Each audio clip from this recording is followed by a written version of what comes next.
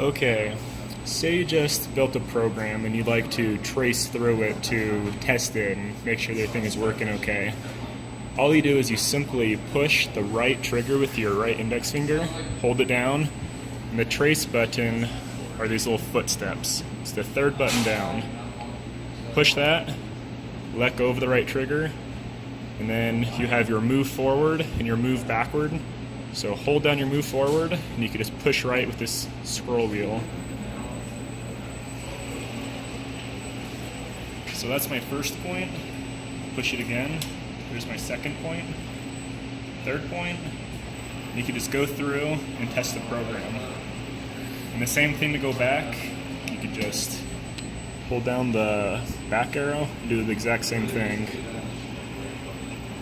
So all you're doing is holding down either the forward or the minus button and holding down the right scroll wheel, and it traces through the program.